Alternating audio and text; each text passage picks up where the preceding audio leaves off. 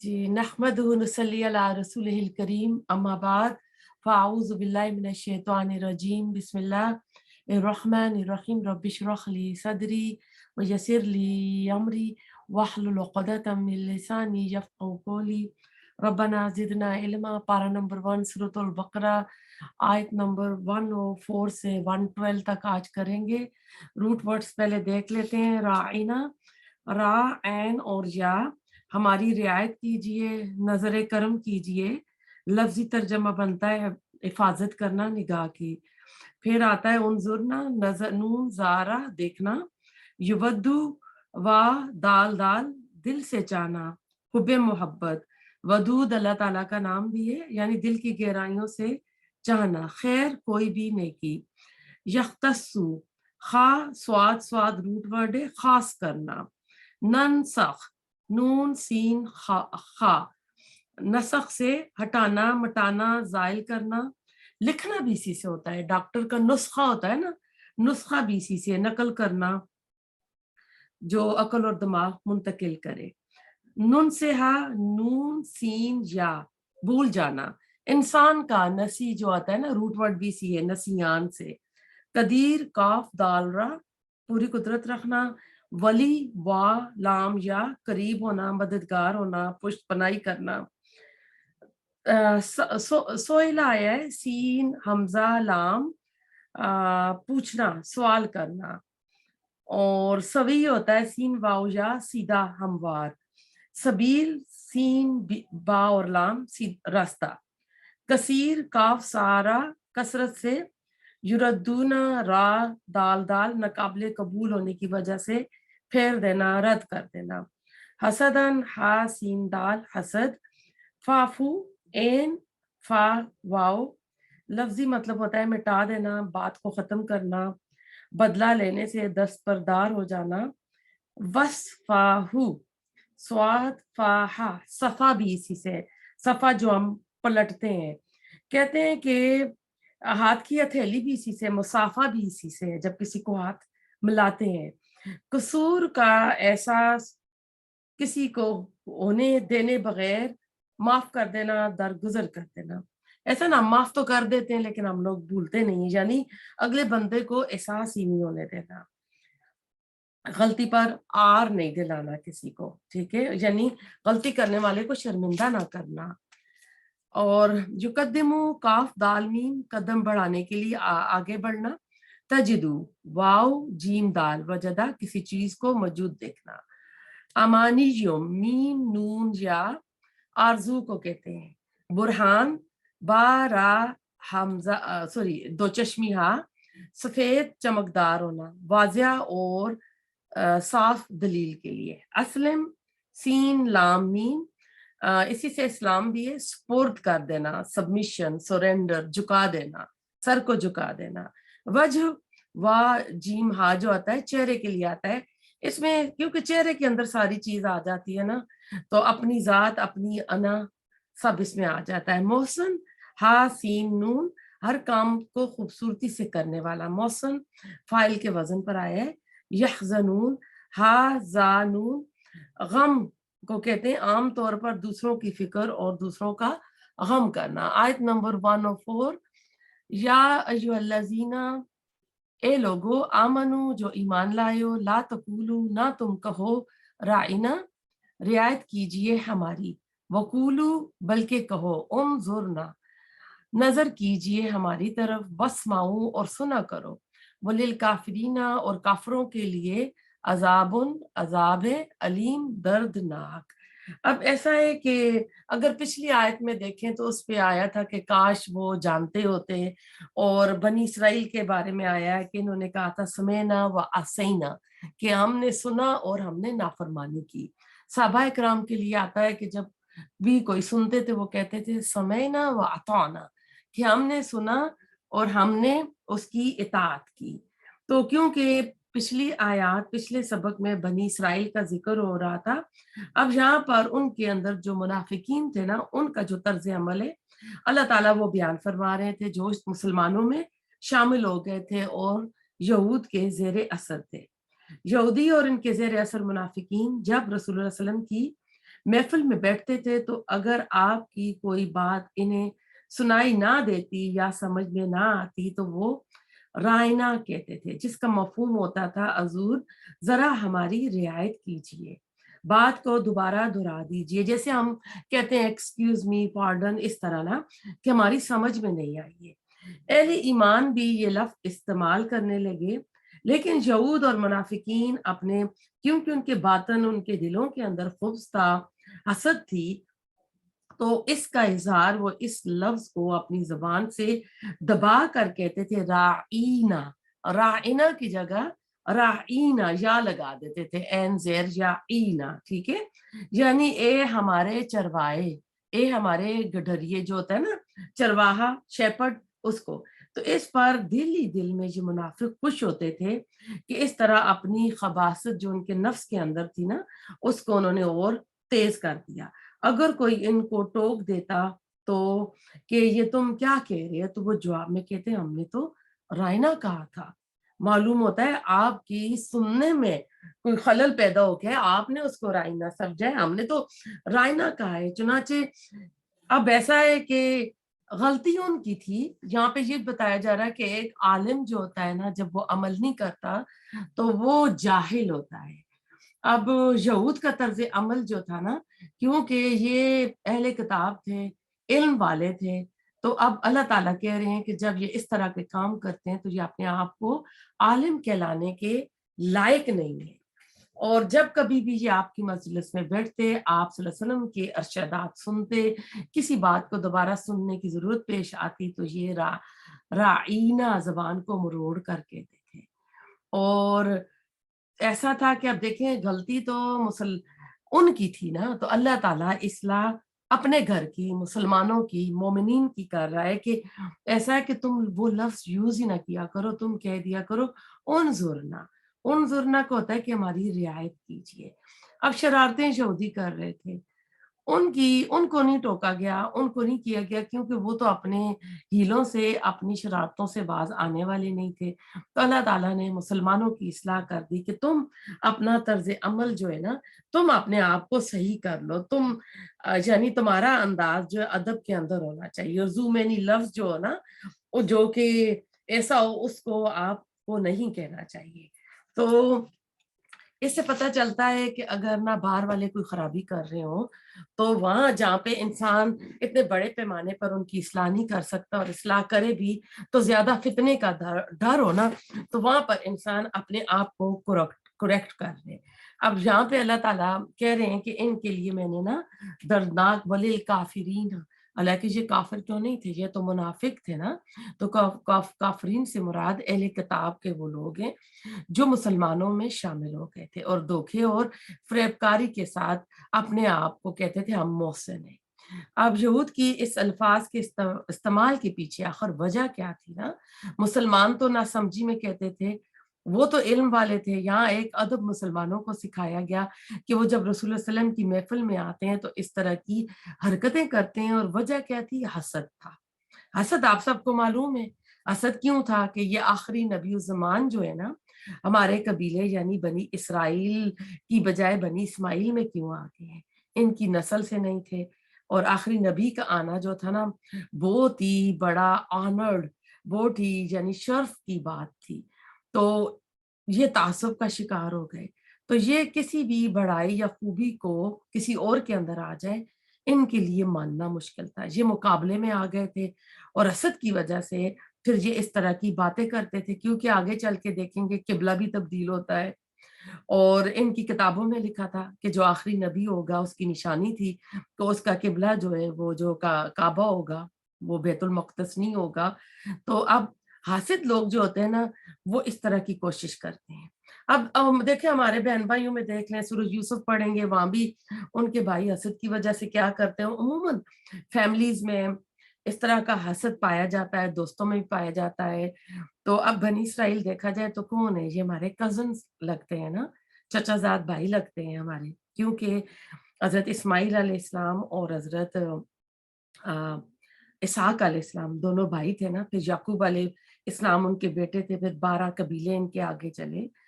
तो اب ان کی عادت تھی کہ نبی صلی اللہ علیہ وسلم جو بھی کلام لا رہے تھے، جو بھی احکامات لا رہے تھے، اس میں سے کوئی نہ کوئی نقص نکالتے تھے۔ ان کے اندر قومی ایک تفاخر تھا، کیونکہ یہ کہتے تھے کہ ہم جو ہے چنی ہوئی قوم ہے، اللہ تعالیٰ نے کہا تھا ان کو کہ میں نے تمام جان والوں پر تمہیں نا فضیلت دی ہے، تو اس وجہ سے، اور جو بہت سارے انبیاء ان کے اوپر نیچے آئے اور نبوت اور بادشاہت بھی ان کے اندر کٹھی ہوئی سلیمان علیہ السلام اور داؤد علیہ السلام کی وجہ سے، تو اس وجہ سے یہ سوچتے تھے کہ ہماری کوئی تلفی ہو گئی ہے، یا ہم اپنے آپ کو نا بلیٹل سمجھتے تھے اور رسول اللہ علیہ وسلم اور مسلمانوں کے ساتھ حسد کرتے تھے۔ تو جب رسول اللہ علیہ وسلم کو ایک آیت ملی تھی یوم اکملت لکم دینکم، تو یہود نے کہا تھا اگر یہ آیت ہمیں ملی ہوتی تو وہ ہمارا دن عید کا دن ہوتا، یعنی ان کے لیے یہ ساری باتیں ناقابل برداشت تھی۔ تو جتنے بھی جو یہود کے بڑے علماء تھے، ہوئی بن اخطب آئے تھے جو کہ حضرت صفیہ رسول اللہ علیہ وسلم کی جو زوج ہیں ان کے والد تھے، اور وہ ایک یہودی سردار کی بیوی بھی تھی، تو انہوں نے بھی یہی کہا تھا، پہچان لیا تھا، کیونکہ ان کی کتابوں میں لکھا تھا یعرفون کما یعرفون ابناہم، کہ انہوں نے ایسے پہچان لیا تھا جیسے یہ اپنے سکے بیٹوں کو پہچانتے ہیں۔ تو انہوں نے کہا تھا کہ جب تک دم میں ہم اس نبی کی مخالفت کریں گے، تو مخالفت کی وجہ بھی آپ کو بتا دی۔ اب اگلی آیت پہ چلتے ہیں، 105 آیت پہ آئے ہیں۔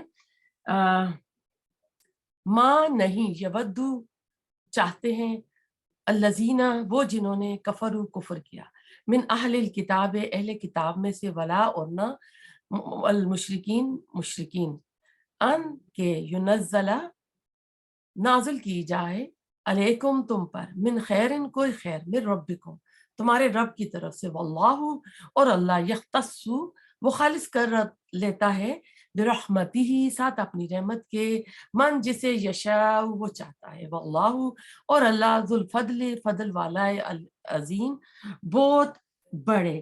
اب آیت نمبر 105 پہ آئے ہیں۔ یہود اور مشرکوں کا مسلمانوں کے مقابلے میں، یعنی ان کے خلاف گٹھ جوڑ کر دیتے تھے۔ یہودیوں کو اصل تکلیف تو یہ تھی کہ یہ آخری نبی ان میں کیوں نہیں مبعوث ہوئے۔ آپ صلی اللہ علیہ وسلم اولاد اسماعیل میں سے تھے، اور ایسی قوم میں پیدا ہوئے جنہیں یہود اپنے سے بہت کم تر اور حقیر سمجھتے تھے، اور مشرکوں کو بھی یہ تکلیف تھی کہ آپ صلی اللہ علیہ وسلم خالصتاً ایک اللہ کی عبادت کی ہمیں دعوت کیوں دیتے ہیں، کیونکہ کعبہ کے اندر انہوں نے اتنے زیادہ بت رکھے تھے، ہر قبیلے کا اپنا بت تھا، جو طواف کے لیے حج عمرے کے لیے آتے تو ہر قبیلہ اپنا اپنا پیتل کا اور چاندی کا جو بھی ہوتا تھا بت لا کے اس کے چڑھاوے دیا کرتے تھے۔ تو اب ان کے اتنے زیادہ جو تھے معبود تھے، اور جو ان کے آباء و اجداد سے چلے آ رہے تھے، تو اس طرح ان کی جو چودراہٹ تھی نا اس پر بھی زد پڑتی تھی۔ تو لہٰذا یہود اور مشرکین اب دونوں کی جو تھی نا، سمجھ لیں جو یعنی انٹرسٹ جو تھا دونوں کا سیم تھا، لہٰذا یہود اور مشرکین دونوں ہی پیغمبر اسلام اور مسلمانوں کے شدید دشمن ہو گئے۔ وہ مسلمانوں کے لیے کوئی بھلائی کی بات کو گوارا ہی نہیں کرتے تھے، اور یہاں بھلائی اور رحمت سے مراد بالخصوص وہ احکام الہی ہیں جو مسلمانوں کی طرف اللہ تعالیٰ نازل فرما رہا تھا۔ تو اللہ تعالیٰ اس میں کہہ رہا ہے نا کہ اللہ تعالیٰ نا اس کے لیے اپنی رحمت کے لیے جس کو بھی خالص کرنا چاہے وہ خالص کر لیتا ہے۔ تو جن لوگوں نے دعوت حق کو قبول کرنے سے انکار کر دیا، خواہ وہ اہل کتاب میں سے ہوں یا مشرکین مکہ میں سے، وہ اس بات پر حسد کی آگ میں جل رہے ہیں کہ یہ کلام پاک آپ صلی اللہ علیہ وسلم پر کیوں نازل ہوا، اور خاتم النبیین کا یہ منصب جو تھا نا، یہ ٹائٹل، یہ رسول اللہ صلی اللہ علیہ وسلم کو کیوں ملا۔ وہ نہیں چاہتے تھے کہ اللہ کی طرف سے کوئی بھی خیر آپ کو ملے، واللہ یختص برحمتہ من یشاء اور اللہ خالص کر لیتا ہے اپنی رحمت کے ساتھ جس کو چاہتا ہے، یعنی یہ اللہ تعالیٰ کا اختیار ہے، یہ اللہ تعالیٰ کا فیصلہ ہے۔ اللہ تعالیٰ جہاں نبوت کو چاہے وہاں نبوت دے دے، جہاں اللہ تعالیٰ اپنی دین کی سمجھ اپنے بندوں میں سے جس کو چاہے دے دے اور اپنے دین کے لیے خالص کر لے، واللہ ذو الفضل العظیم اور اللہ تعالیٰ بڑے ہی فضل والا ہے۔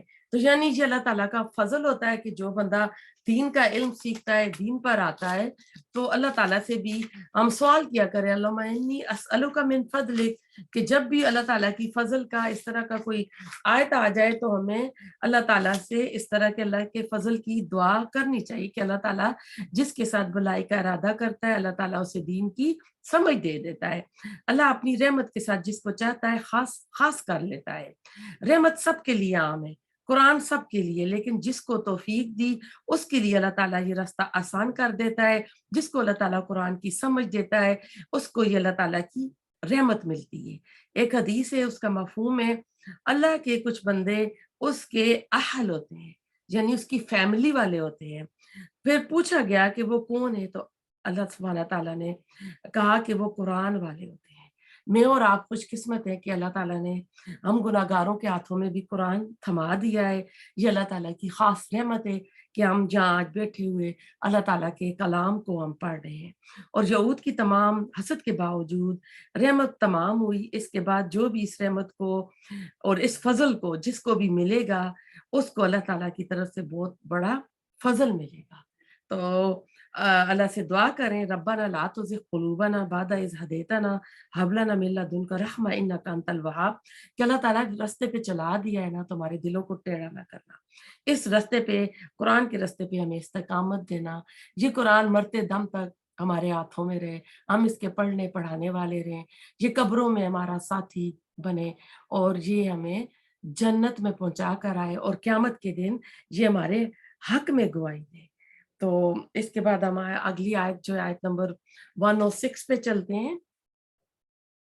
یہ ناسخ منسوخ کے بارے میں آ رہی ہے۔ من جو بھی ننسخ ہم منسوخ کرتے ہیں، من آیتن کوئی آیت، او یا ننسہا ہم بلوا دیتے ہیں اس سے، نأتی ہم لے آتے ہیں، بخیرن بہتر، منہا اس سے، او یا مثلہا اس جیسی، یعنی اس آیت جیسی۔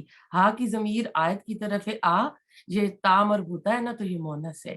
علم کیا نہیں، تعلم آپ نے جانا، انا بے شک اللہ اللہ، اللہ اوپر کل ہر شین چیز کے، قدیر بہت قدرت رکھنے والا ہے۔ تو اب ایسا ہے کہ اس آیت میں ہم دیکھتے ہیں کہ یہود جن جن طریقوں سے لوگوں کو اسلام سے متنفر کر رہے تھے، لوگوں کے دلوں میں نفرت ڈال رہے تھے، ان میں سے ایک یہ بھی تھا کہ قرآن کو مشکوک قرار دیا جائے۔ جیسے آج نا مسلمانوں کو مسلمان نہ رہنے دیا جائے، مختلف فرقے کر دیے جائیں۔ اگر آپ سوشل میڈیا پہ چلے جائیں، ٹی وی چینلز پہ چلے جائیں، آپ دیکھ لیں کہ اصل دین کہیں بھی نہیں نظر آتا، بہت کم نظر آتا ہے، اور جہاں بہت کم نظر آتا ہے اس کو لوگ نہیں لیتے، اس کو مشہوری بھی نہیں ملتی۔ جو بھی بے دینی بات ہوتی ہے، جو حدیث صحیح نہیں ہوتی، موضوع ہوتی ہے، وہ شیطان اس طرح جیسے جنگل میں آگ پھیلتی ہے نا، اس طرح سوشل میڈیا پہ اس کو پھیلا دیتا ہے۔ تو وہ یہود لوگوں سے کہتے تھے کہ اگر قرآن بھی اللہ تعالیٰ کی طرف سے نازل ہوا ہے تو تورات بھی اس کی طرف سے ہوئی ہے، پھر قرآن اور تورات کے احکامات میں اختلاف کیوں ہے؟ اس اعتراض کا دوسرا پہلو یہ بھی تھا کہ قرآن میں ایک حکم نازل ہوتا ہے، پھر اس کی جگہ کوئی اور حکم آ جاتا ہے۔ جیسے اب آپ پڑھ رہے ہیں نا، تو آپ دیکھیں گے شراب کا پہلا حکم آئے گا، پھر دوسرا حکم آئے گا، پہلا حکم آئے گا کہ جب تم نماز پڑھ رہے ہو نا تو تم کیا کرو، وَلَا تَقْرَبُوا الصَّلَاةَ وَأَنْتُمْ سُكَارَىٰ، کہ تم نماز کے قریب نہ جاؤ جب کہ تم نشے کی حالت میں ہو۔ اس وقت شراب حلال تھی، حرام نہیں ہوئی تھی، صرف یہ تھا کہ جب شراب پیو تو تھوڑا طبیعت میں اس طرح کا خمار ہو تو پھر کیا کرو، نماز نہ پڑھو۔ پھر اگلی آیت آ گئی تھی کہ اس میں کچھ فائدے بھی ہیں اور کچھ نقصان بھی ہیں، اور اس کے نقصان اس کے فائدے سے بہت زیادہ ہے، یعنی نقصان زیادہ ہے۔ پھر اگلی آیت جو آئے گی اس میں اللہ تعالیٰ ٹوٹلی کہہ دے گا کہ اس سے بچ جاؤ، یہ جو ہے شیطانی کام ہے اور فسق کے کام ہے۔ تو تین حکموں میں، کیونکہ ایک معاشرہ جو گناہوں میں ڈوبا ہوا تھا نا، اس کو ایک دم سٹاپ نہیں کر سکتے ہیں۔ جب آپ 70 کی سپیڈ پہ آپ موٹر وے پہ گاڑی چلا رہے ہیں تو آپ سڈن بریک لگائیں گے تو آپ کا ایکسیڈنٹ ہو جائے گا، آپ کی گاڑی الٹ جائے گی۔ تو بالکل اسی طرح مکہ کے معاشرے میں ہر برائی، ہر گناہ، ہر خباثت موجود تھی، تو اس کو مدینے میں آ کے، مکہ میں تو آپ کو پتہ ہے احکامات ملے ہی نہیں تھے 13 سال، مدینے میں آ کے دوسری ہجری میں یہ جو شراب کا حکم ہے اس پہ یہ حرام ہو جاتی ہے، تو اس وقت انہوں نے ساری جنی ہٹا دی تھی۔ الگ بات ہے جب وہاں جا کر پہنچیں گے تو بات کریں گے۔ یعنی 3 حکموں میں گریجولی اللہ تعالیٰ نے احکامات دیے ہیں، یعنی بندے کی نفسیات، بندے کے حالات کے مطابق۔ تو اس آیت سے معلوم ہوا کہ اللہ کی آیات میں تبدیلی 2 طرح سے قرآن میں واقع ہوئی ہے، ایک نسخ سے، دوسری بلا دینے سے۔ اللہ تعالیٰ نے کہا نا یا ہم اس کو بلا دیتے ہیں، تو نسخ کا مفہوم بہت وسیع معنوں میں لیا ہے، وہ احکام تدریج کو بھی نسخ کے معنوں میں لیتے ہیں جو پہلے والے علماء تھے۔ اسی طرح انہوں نے آیات منسوخہ کی تعداد 500 تک شمار کی ہے، یعنی چلے ہمارا ایسے کوئی وہ لینا دینا نہیں ہے کہ وہ آیتیں کتنی ہیں، لیکن نسخ جو ہے نا قرآن میں آپ کو 2 طرح سے ملے گا۔ ایک جو ہے کہ آیت منسوخ ہو گئی لیکن وہ سٹل قرآن میں موجود ہے، اس کی ہم تلاوت کرتے ہیں لیکن اس کے اوپر حکم نہیں، عمل نہیں کرتے ہیں۔ اور 3 طرح کی نسخ 3 طرح کا ہے، ٹھیک ہے۔ نمبر 1 یہ ہے، دوسرا وہ ہے کہ وہ حکم تو منسوخ ہو گیا ہے نا، حکم بھی، اور وہ آیت بھی قرآن سے اٹھا لی گئی ہے جو اللہ تعالیٰ کہتے ہیں ہم بھلا دیتے ہیں۔ ایک صحابی حافظ تھے تو ان کو ایک آیت نہیں آ رہی تھی، وہ رسول اللہ علیہ وسلم کے پاس آئے کہ مجھے یہ آیت جائز تھی اب نہیں آ رہی، تو آپ صلی اللہ علیہ وسلم نے فرمایا کہ وہ رات کو آیت اللہ تعالیٰ نے منسوخ کر دی ہے۔ جب آیت منسوخ ہوئی تو اللہ تعالیٰ بندوں کے ذہنوں سے، دلوں سے بھی اٹھا لیتا تھا۔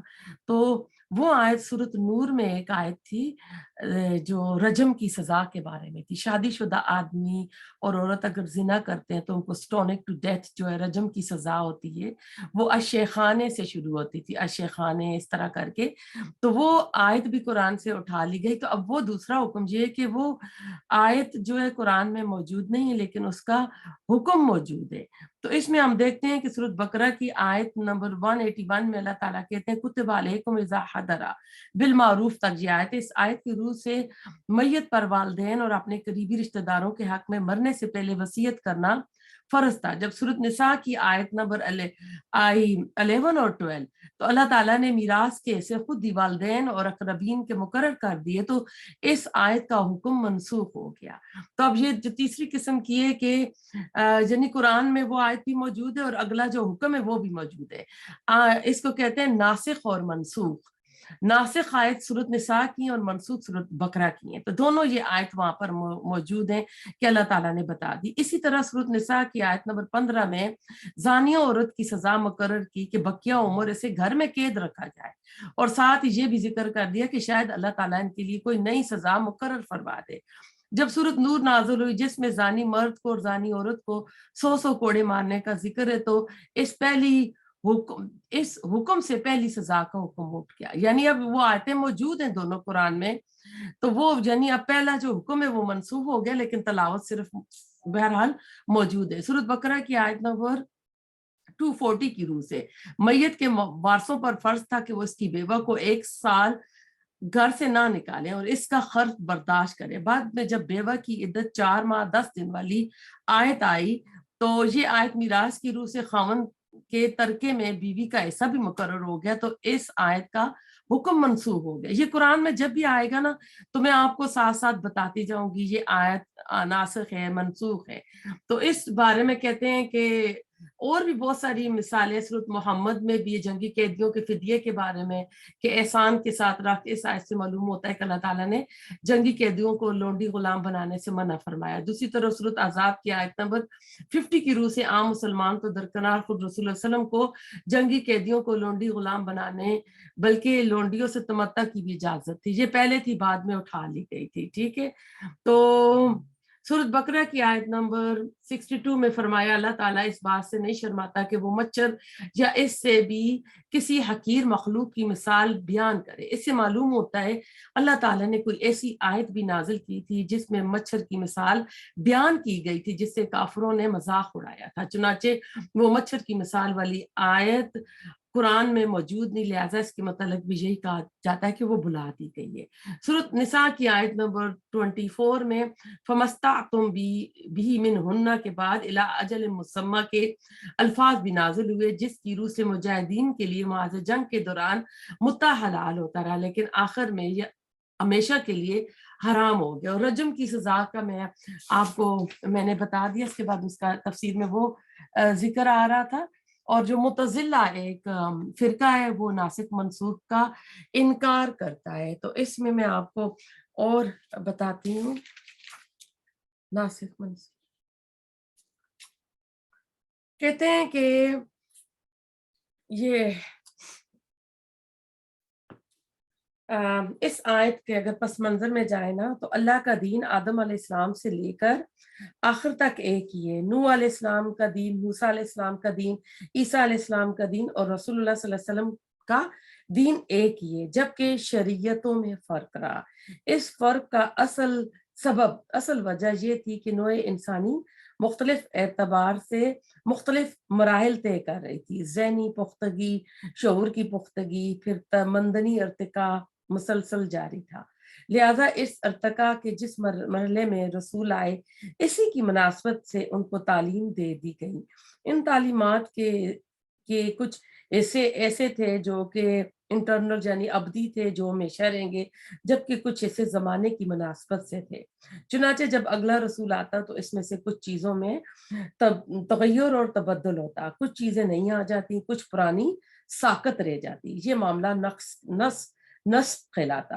یا تو اللہ تعالیٰ تعین کے ساتھ کسی حکم کو منسوخ فرما دیتے اور اس کی جگہ نیا حکم بھی بھیج دیتے، یا کسی شے کو سرے سے لوگوں کے ذہنوں سے خارج کر دیتے تھے۔ یہودی یہ اعتراض کر رہے تھے کہ اگر یہ دین وہی ہے جو موسیٰ علیہ السلام کا تھا تو پھر شریعت پوری وہی ہونی چاہیے، یعنی موسیٰ علیہ السلام کی۔ یہاں اس اعتراض کا جواب دیا جا رہا ہے۔ پھر ناسخ منسوخ کا مسئلہ قرآن میں بھی ہے۔ قرآن میں تدریج کے ساتھ شریعت کی تکمیل ہوئی ہے، جیسا کہ بتایا شریعت کا ابتدائی خاکہ جو بلو پرنٹ ہے سورۃ بقرہ میں ہے، لیکن شریعت کی تکمیل سورۃ مائدہ میں ہوئی ہے، جو تقریباً 5-6 سال کا عرصہ ہے۔ اس میں کچھ احکامات دیے گئے، پھر ان میں رد و بدل کر کے نئے احکامات دیے گئے۔ تو یہ جو شراب کا آخری حکم ہے نا وہ سورۃ مائدہ میں ملے گا۔ پھر آخر میں بتا دیا کہ الیوم اکملت لکم دینکم واتممت علیکم نعمتی وردیت لکم الاسلام دینا۔ یہ سورۃ المائدہ کی آیت نمبر 3 ہے۔ آج میں نے تمہارے دین کو تمہارے لیے مکمل کر لیا، اپنی نعمت تم پر تمام کر دی اور تمہارے لیے اسلام کو بے حیثیت دین پسند فرما لیا۔ تو یہ ناسخ منسوخ کا مسئلہ صرف سابقہ شریعتوں اور شریعت محمدی کے مابین نہیں، بلکہ خود شریعت محمدی میں بھی زمانی اعتبار سے مختلف درجوں سے آیا ہے۔ مثال کے طور پر شراب کے بارے میں حکم دیا کہ اس کا گناہ کا پہلو زیادہ ہے، اگرچہ فائدے بھی ہیں۔ اس کے بعد حکم آیا اگر شراب میں تم نشے میں ہو تو نماز کے قریب مت جاؤ۔ پھر سورۃ مائدہ میں آخری حکم آ گیا کہ یہ گندا شیطانی کام ہے، فعل انتم منتہون، کیا تم بھی اب اس سے باز آنے والے ہو یا نہیں، یعنی اس کام کو تم چھوڑو گے یا نہیں چھوڑو گے۔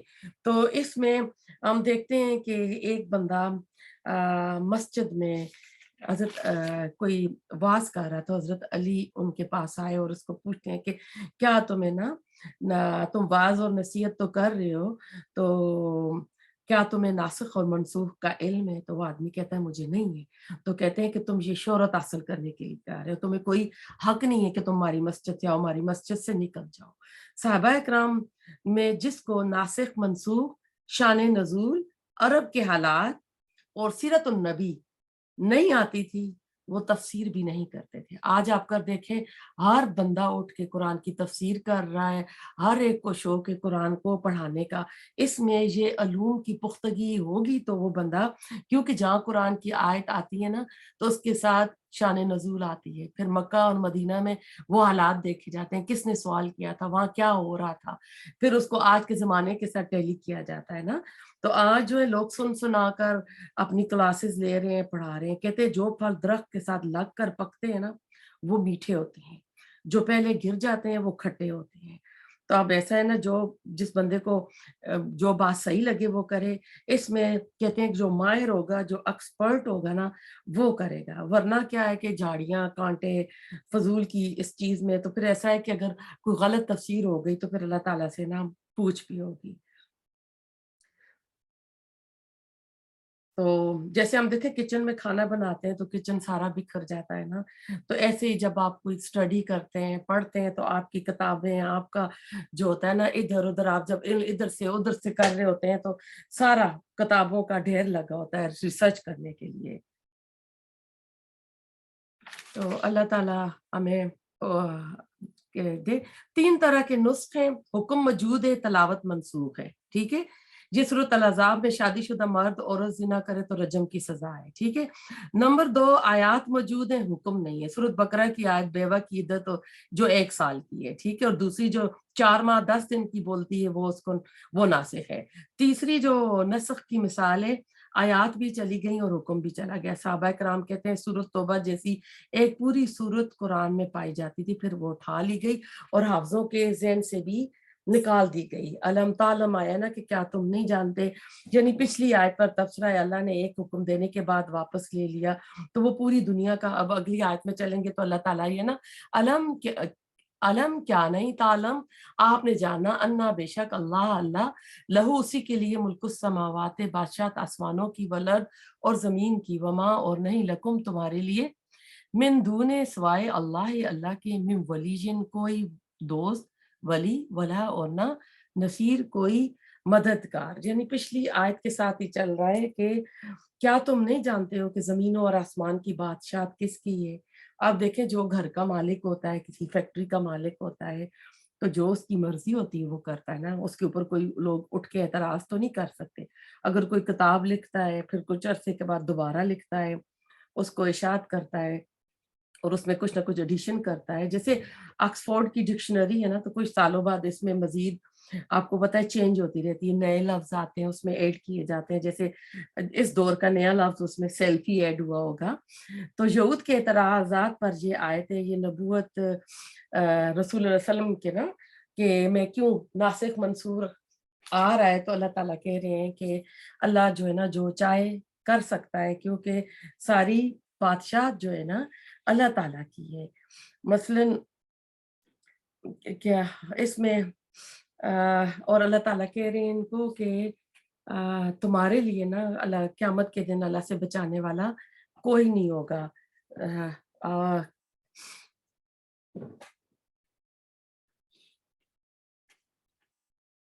ولی اور نصیر, ولی کہتے ہیں حمایت کرنے والا, نصیر مسلسل مدد کرنے والا, دوام میں مدد کرنے والا, جو بھی اس میں ہوگا.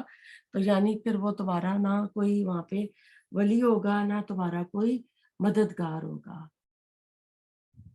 اب اگلی آیت پہ چلتے ہیں, آیت نمبر ہم نے 107 کی ہے, اب آ رہی ہے 108.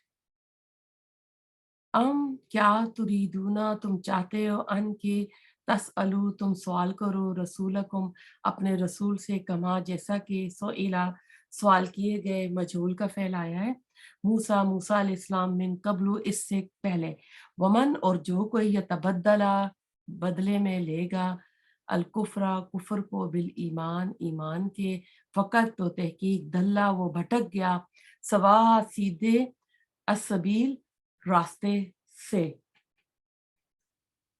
اب ایسا ہے کہ بہت سے لوگ یہ چاہتے ہیں کہ کسی طرح تمہیں پھیر کر تمہاری ایمان کے بعد تمہیں کافر بنا دیں.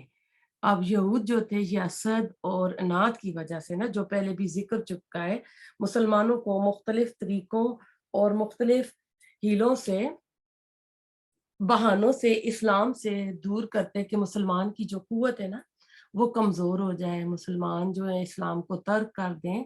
تو اللہ کہہ رہے ہیں کہ اے مسلمانوں تم ان کے اندرونی اناد, بغض کو, حسد کو, دشمنی کی حقیقت کو خوب سمجھ لو, اور ان کا رد عمل دیکھ کر تم مشتعل نہ ہونا, غصہ نہ کرنا, ان سے بحث اور مناظرے میں نہ الجھنا, اور نہ ہی اپنا وقت ضائع کرنا, بلکہ انہیں اگنور کرنا, ان کے اوپر اعتبار نہ کرنا, ان کو ان کے حال پر چھوڑ دینا, اور صبر کے ساتھ دیکھتے رہو, اور اللہ کے اللہ ان کے حق میں کیا فیصلہ فرماتا ہے، اور اللہ تعالیٰ ان کو پوری سزا دے کرے گا، کیونکہ وہ ہر بات اور ہر چیز پر اللہ تعالیٰ نا قدرت رکھتا ہے۔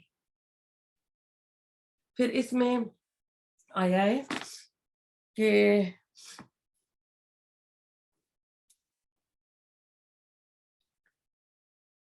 اگر ان سے کہا گیا نا کہ ہم آپ کی بات نہیں مانیں گے جب تک اللہ کو اپنی آنکھوں سے نہ دیکھ لیں، جو کہ انہوں نے موسیٰ علیہ السلام سے کہا تھا نا، سوال کیے تھے، اور پھر گائے کے کیس میں دیکھ لیں انہوں نے جیسے سوال کیے تھے، تو زیادہ سوالات کرنے سے منع فرمایا گیا، کیونکہ زیادہ سوالات جو ہے نا کرنے سے انسان جو اصل دین ہے اس سے ہٹ جاتا ہے، تو پسندیدہ نہیں ہے کہ زیادہ سوال کیے گئے۔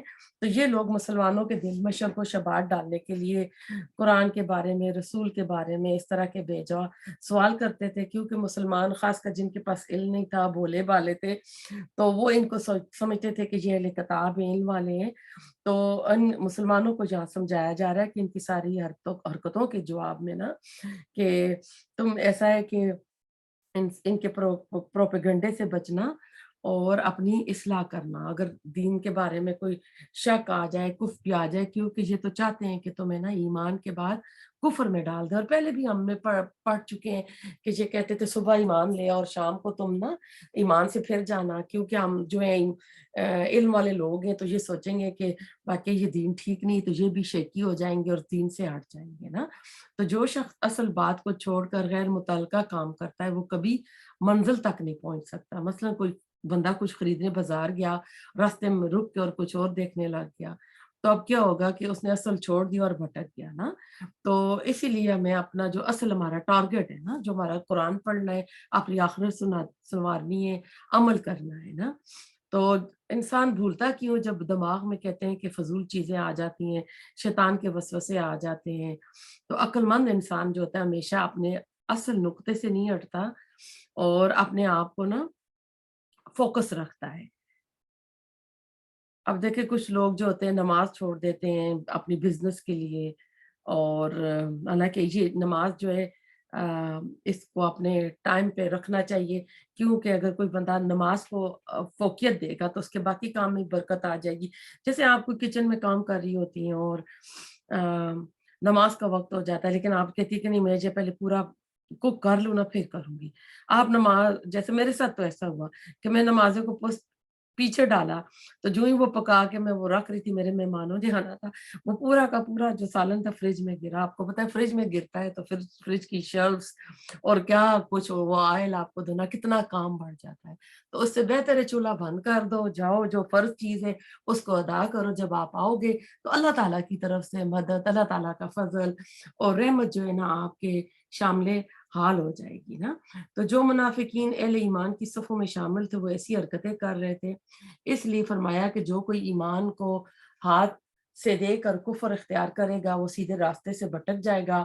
منافق کا معاملہ جو ہوتا ہے دو طرفہ ہوتا ہے، چنانچہ قرآن حکیم میں منافقین کے لیے مذبذبین بین ذالک کے لفظ آئے ہیں۔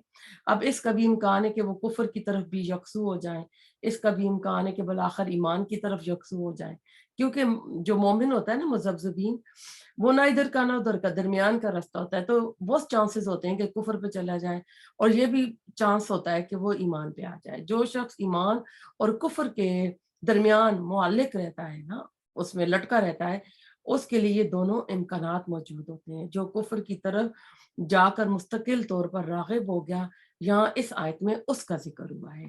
آیت نمبر 109 پہ چلتے ہیں۔ ودا چاہتے ہیں کثیروں بہت سے، من اہل الکتاب اہل کتاب میں سے، لو کاش یردونکم وہ پھینک دیں تمہیں، من بعد بعد ایمانکم تمہارے ایمان کے، کفارن کافر بنا کر، حسدن حسد کی بنا پر، من اندے اپنے پاس سے، انفسہم اپنے نفسوں کے، من بعد بعد اس کے، ما جو تبینہ واضح ہو گیا، لہم الحق ان کے لیے حق، فاعفو پس معاف کر دو، فاہو اور درگزر کرو، حتیٰ یہاں تک کہ یاتیا لے آئے اللہ اللہ بھی امری حکم اپنا، انا بے شک اللہ علی کل اوپر ہر شین چیز کے قدیر بہت قدرت رکھنے والا ہے۔ تو یعنی ایسے ہی جیسے نا کسی بلی کی دم کٹ جائے تو وہ یہ چاہے کہ ساری بلیوں کی دم کٹ جائے تاکہ وہ علیحدہ نمایاں نہ ہو. جیسے ایک نا بندہ دنیا دار ہوتا ہے، بڑا ماڈرن ہوتا ہے، اور پھر وہ دین پہ آ جاتا ہے، تو اب اس کی جو دنیا دار سہیلیاں ہوتی ہیں نا، اس کا جو گروپ ہوتا ہے، اسے کہتا ہے یہ کیا تم نے عجاب لیا، یہ تم کدھر چلی گئی ہو، تم مولانی بن گئی ہو. کیونکہ وہ نہیں چاہتے نا کہ یہ دین پہ ہو، چاہتے وہ ہماری طرح ہی ہو نا.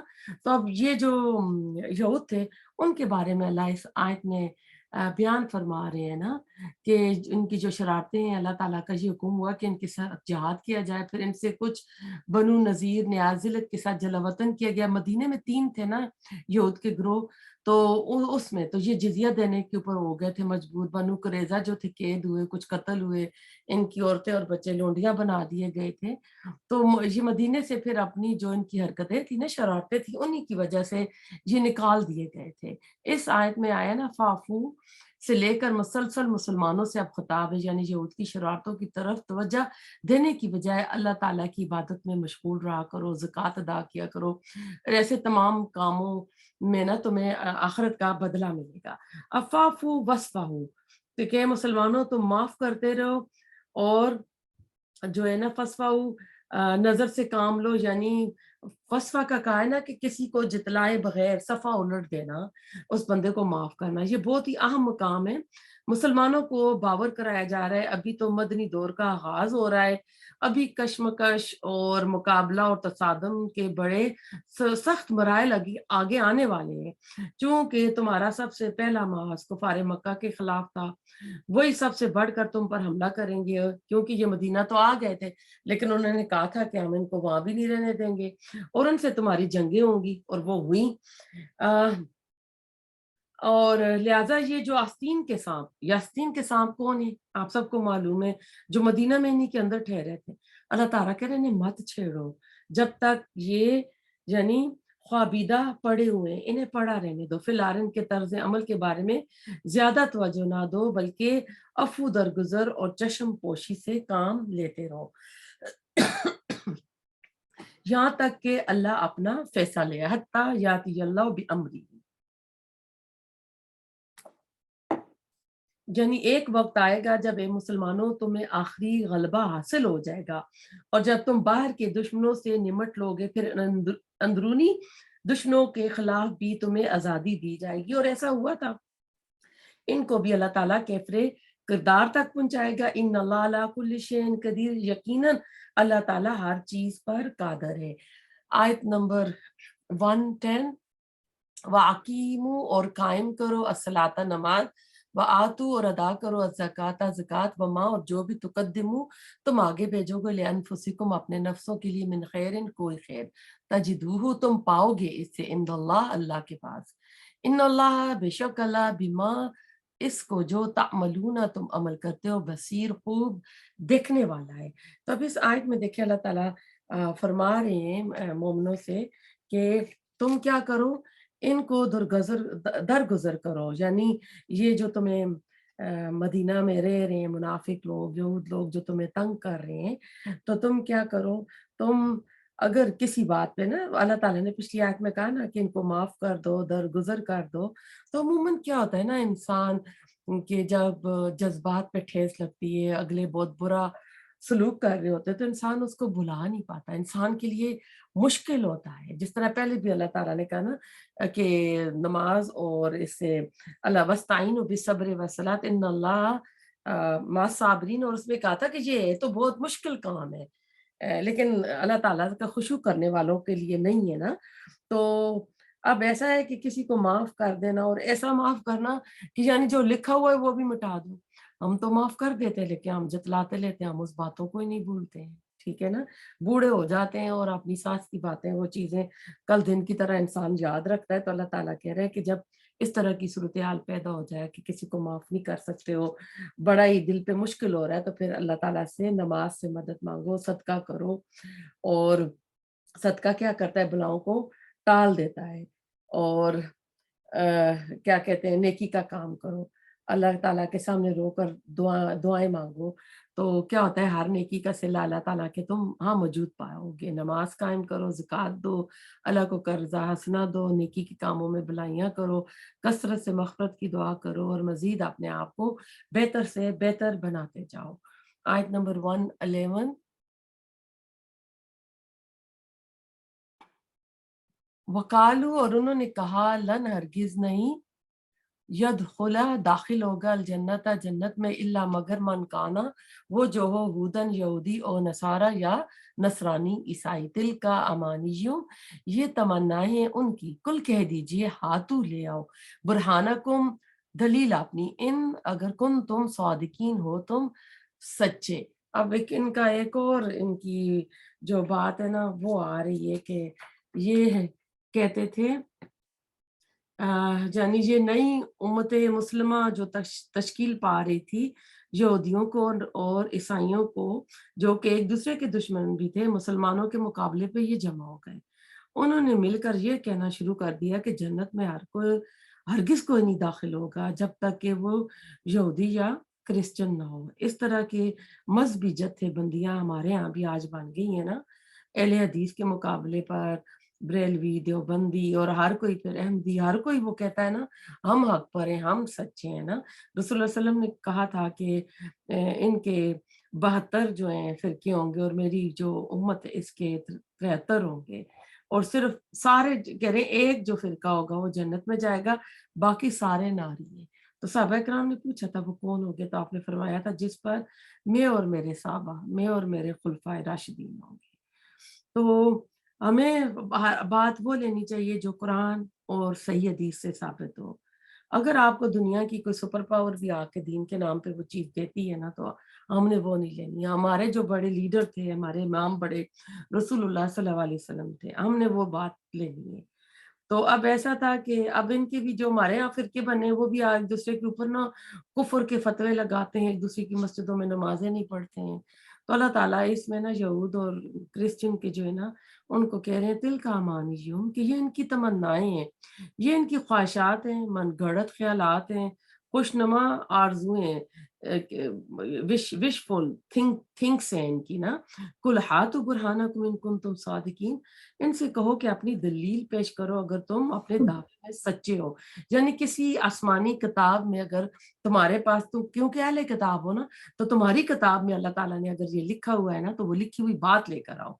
तौरात में लिखा हुआ है या इंजील में लिखा हुआ है, हमें दिखा दो। अब यहाँ पर भी एक आलमगीर सदाकत अल्लाह ताला ना, यूनिवर्सल ट्रुथ अल्लाह ताला ने बयान किया है इस आयत में।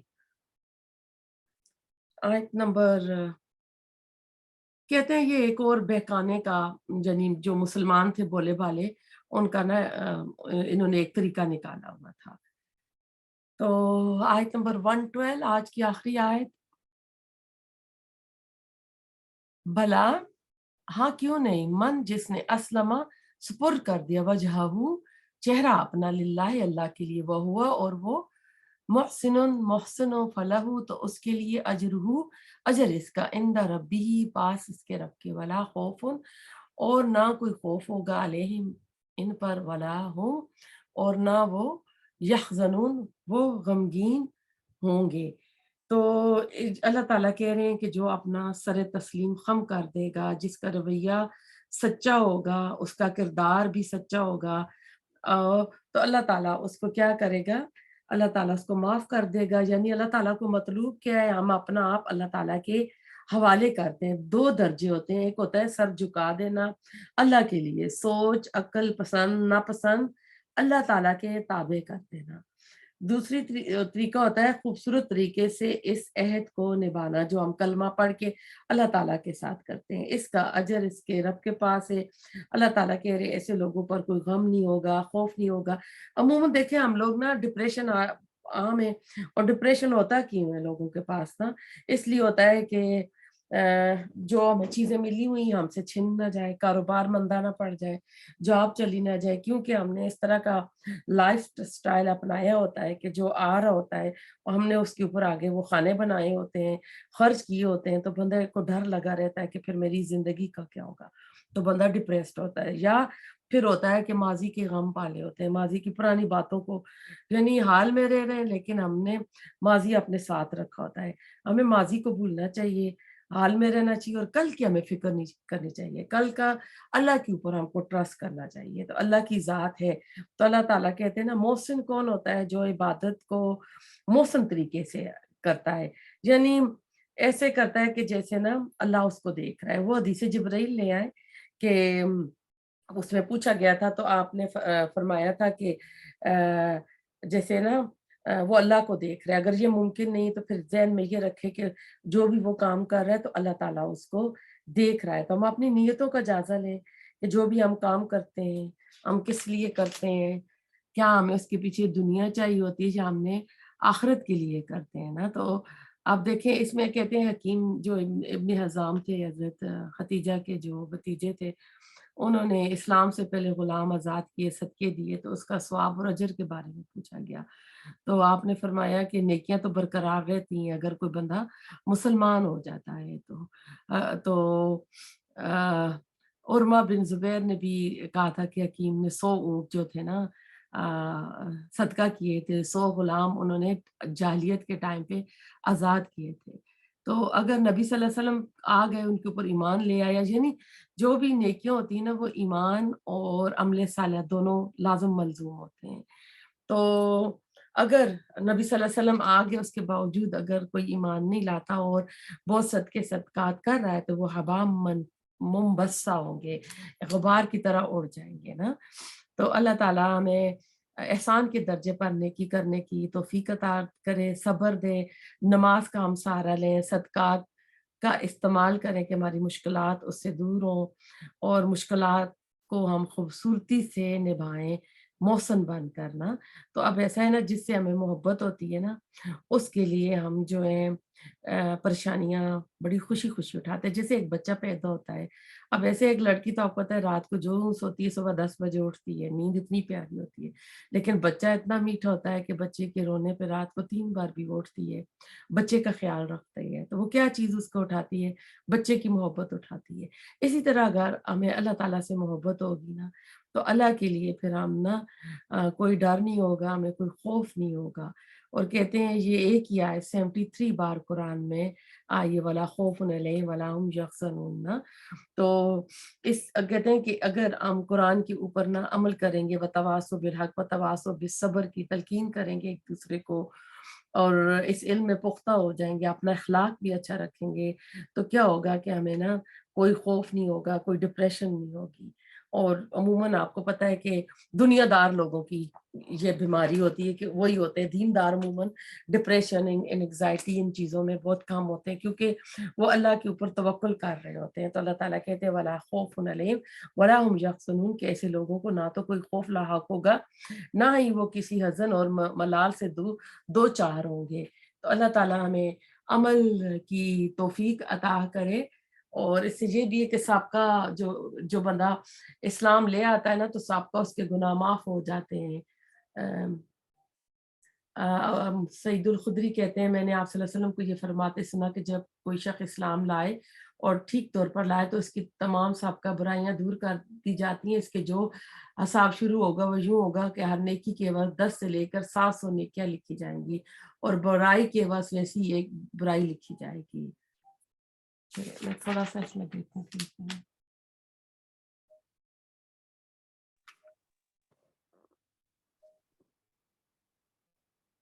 अच्छा जी, हकीम इब्ने हज़ाम ने सवाल पूछा था कि ये मैंने इतने इतने गुलाम आज़ाद किए, ऊँट मैंने दिए, तो क्या इनकी नेकियों का सिला मिलेगा? तो उनको रसूलुल्लाह सल्लल्लाहु अलैहि वसल्लम ने फरमाया था कि तू इस्लाम लाया ही इस शर्त पर था कि तेरी साबिक नेकियां बहाल रहे। तो मैंने कहा या रसूलुल्लाह, अल्लाह की कसम, मैंने जितने काम जahiliyyat में किए इनमें से कोई काम ना छोड़ूंगा, इतने ही सब काम इस्लाम की हालत में भी करता रहूंगा। ये मुस्लिम की हदीस थी।